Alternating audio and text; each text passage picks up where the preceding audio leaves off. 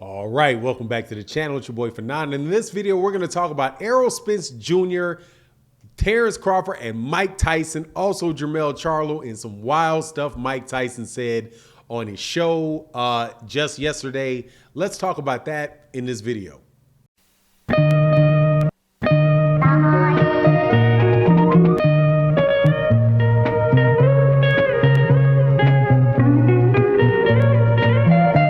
All right, welcome back to the channel. It's your boy Fanon. We're going to talk about the welterweight and the 154-pound division and what Iron Mike Tyson had to say about Errol Spence Jr., Terrence Crawford, and Jermell Charlo and what he wants to see happen.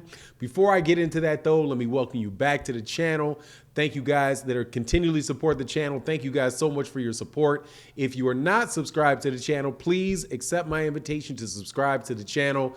Hit the bell icon, hit the subscribe button, hit the bell icon, and select all notifications so you can know when we release videos. All right, man, this is a good subject for me, man, because Mike Tyson is a guy that I like a lot, man. Wild dude, wild dude. Said a whole lot of stuff on an interview that he had on Hot Boxing with Mike Tyson, which was co-hosted by Paul Pierce, the former forward and world champion from the Boston Celtics, and Jermell Charlo, the WBC 160-pound champion. They talked about a wide-ranging topics, right?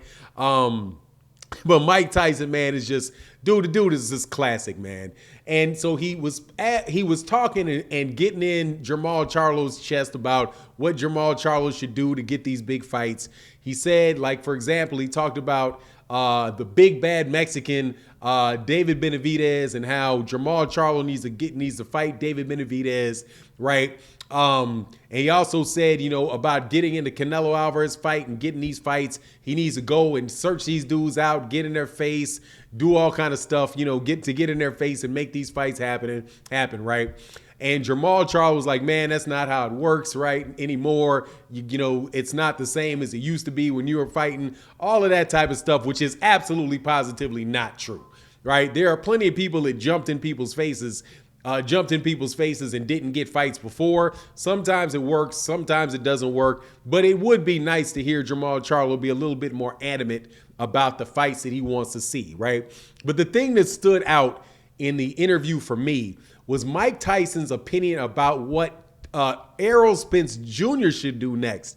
And it's like, man, it hit me from left field, man, because he said that he wants that what Errol Spence Jr. should do, and he was not even talking about Terrence Crawford, which is, to me, was wild, right? Because he didn't act like, it wasn't like, yeah, I want to see Errol fight fight Terrence Crawford. He said he wants Errol Spence Jr. to go up to 154 pounds and fight Jermell Charlo, right? And it was like, man, like, I very, very rarely hear anybody talk about Errol Spence Jr. fighting Jermell Charlo. Anytime it's brought up, Errol Spence Jr., fans of Errol Spence Jr. or fans of Jermell Charlo will immediately do what Jermell Charlo did, which was say, look, man, you know those guys are in the same camp, right? And you know those guys, and those guys are, they're friends, right? So, you know, why would they fight, right? And Mike Tyson said, yeah, man, if you my friend, let's make some money, right? Like, that's, if it's your friend, you're supposed to give him an opportunity, right? So Jermell asked Mike Tyson if Mike Tyson had ever fought a friend before. He's like, yeah, I fought a friend, Henry Tillman. Henry Tillman was a good friend of mine, and I fought Henry Tillman. I gave Henry Tillman, you know, a payday. He said, man, Henry Tillman beat me up a bunch of times in the amateurs. When I got to the pros, I won the fight. But absolutely, man, I fight a friend. You know, you're not, if it is your friend, you're supposed to fight. You're supposed to go ahead and fight, right?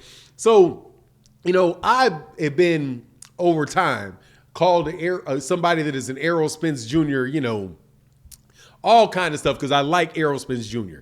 But I will tell you, man, that for me, I obviously am in the minority about this, but I agree with what Jermell Charlo said, right? Because Jermell said, look, man, I ain't got any friends in boxing, right?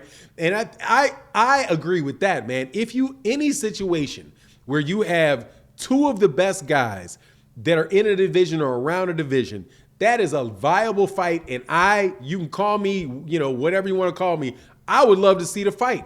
I would love to see Errol Spence Jr. fight Jermell Charlo. I'm quite sure those dudes could get in the ring, fight each other, fight their hearts out, and at the end of it, whoever wins, wins, and whoever loses, loses, and those guys will move on and be friends. As a boxing fan, man, I got to tell you, man, sadistic, I think, is maybe the word that I was looking for. I'm with Mike Tyson on that, man. There's all kind of dudes that have had many people have had the same trainer, fought in the same camp, but those, in order to get paydays and to give fight fans what they want to see, those two dudes have fought. Now, I don't think that is anything that is going to occur, like realistically going to occur. So it's not like I'm going to waste a whole lot of breath saying, yeah, Errol Spence Jr. needs to fight Jermell Charlo, or Jermell is ducking Errol, or they're both ducking each other. Obviously I'm not going to do that, because I'm pretty much know and understand that it is set in stone that those dudes are not going to fight each other. However, it is an agreement of privilege. Let me put it that way. It's an agreement of privilege, in that they both make a lot of money fighting other people, so they will agree that we don't need each other to make a lot of money. However, if they were in the situation of just regular Joe Blows, guys that were trying to come up the rankings at the same time, and they knew each other, they were cool with each other, and they had the same trainer, they would do with what Daniel Jacobs did I'm not sure if it was Sergey Deverenchenko was the guy that was that was trained by Andre Rozier, but I'm pretty sure Andre Rozier had Sergey Deverenchenko and he had Daniel Jacobs, and because those guys were both trying to get championship fights, or Deverenchenko was trying to get a championship fight, Andre Rozier got into took the corner of Sergey Deverenchenko and of Daniel Jacobs, and prepared Daniel Jacobs to fight Sergey Deverenchenko, right? So I kind of agree with Mike Tyson in this. I didn't agree with everything that Mike Tyson said in the interview. But, Mike Tyson is somebody that really does know boxing. So, I'm not going to argue. I try my best not to really argue with Hall of Fame level boxers about what they think about boxing. I think, as far as like fans and fan forums going back, we can go back and debate with each other a lot. But when you get into like world-class Hall of Fame fighters, they all disagree. A lot of those guys disagree with each other, right? So no particular person is 100% right or 100% wrong. It kind of winds up, everybody's involved in the conversation. But in this particular instance, I'm with Mike Tyson, man. I would love to see that fight. Now, I wouldn't love to see that fight over Terrence Crawford and Errol Spence Jr. But look, man, I would take it, man, in a minute, especially because of the drought of fights that we have going on in boxing. I think we should push for any legitimate, decent fight to take place that will take place. But neither one of these guys are calling for the fight. Neither one of them really want the fight. So obviously it's not going to happen. But I appreciate Mike Tyson's input on the situation and putting cats on blast for that. Like, look, y'all ain't above fighting each other. And if we want to see good fights, that's a good fight to be made. But, obviously more than likely what's going to happen is, whenever Jermell Charlo moves up to 168 pounds, and if Jermell Charlo gets the undisputed championship and they start charging him all kind of money for his fights, he's going to wind up moving up to 160 pounds and dropping those belts. And then Errol will probably then move up to 154, right? In kind of like an organized shift from 147 up to 168, on that PBC side. At least that's what I see. But anyway, you let me know what you think in the comment section. Leave your comment in the comment section. Thank you guys again for your support. Hit that like button on your way out. And with that, I'm out. Peace.